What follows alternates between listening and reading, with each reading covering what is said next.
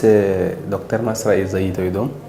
Je suis médecin généraliste dans le district de Mère Enfant de Toukra.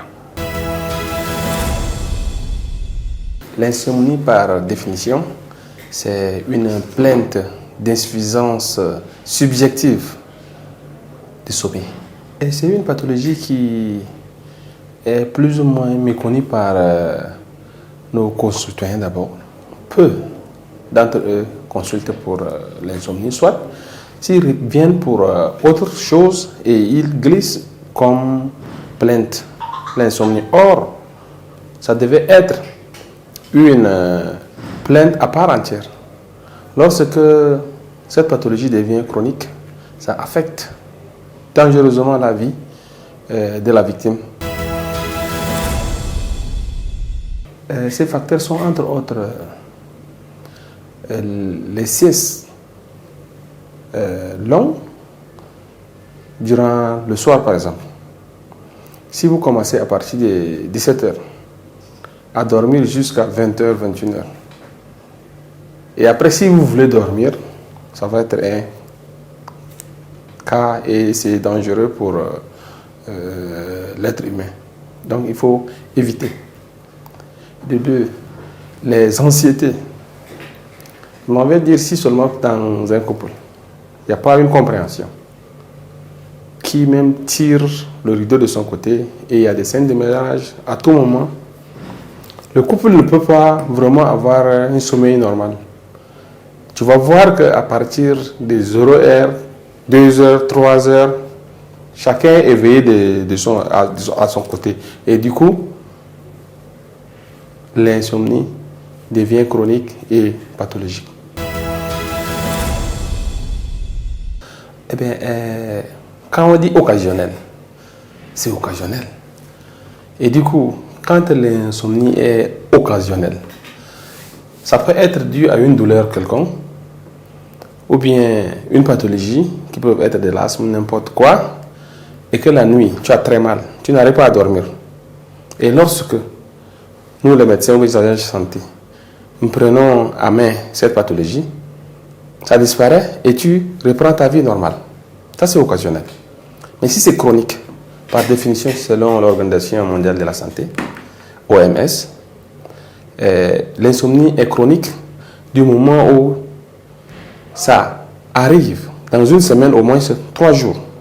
Vous prenez une semaine et dans 3 jours, tu as de l'insomnie. Et cela continue jusqu'à au moins 3 mois. Ça, c'est selon la définition de l'OMS. Quand on parle de l'insomnie, c'est le cerveau qu'on voit directement. Et lorsque le cerveau ne se repose pas, c'est dangereux. Ça, je ne vais pas faire beaucoup de commentaires à ce niveau. On devient inefficace. Et il y a des pathologies somatiques qui peuvent s'imbriquer en fait à ces symptômes-là. Quand on dit en fait des symptômes, parce que là c'est le patient ou bien la patiente qui vient en consultation qui dit que je n'ai pas dormi. Et nous médecins, on n'a pas vérifié. Donc on dit que c'est subjectif. Et à la longue, ça affecte dangereusement en fait la vie de la personne. Ça le rend inefficace au travail.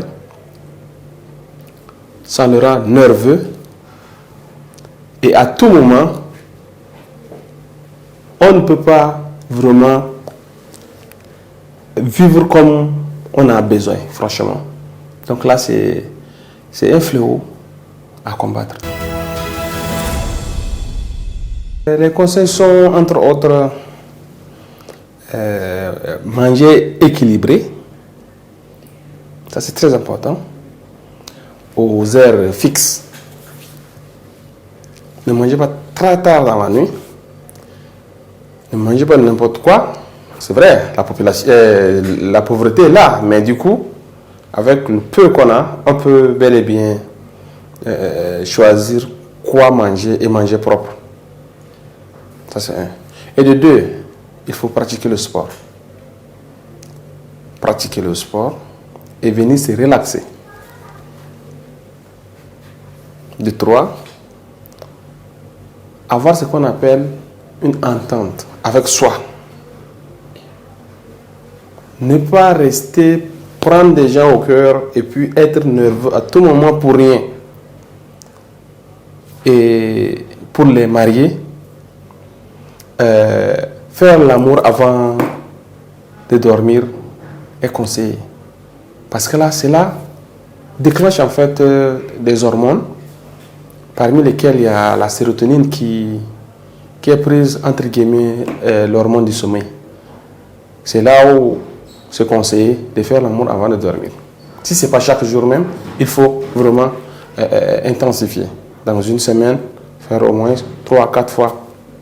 C'est ce qui est conseillé. Un dernier mot, je dirais que cette pathologie, c'est une pathologie qui est plus ou moins méconnue par la population, mais il va falloir que la population toute entière fasse en fait de ces problèmes siens.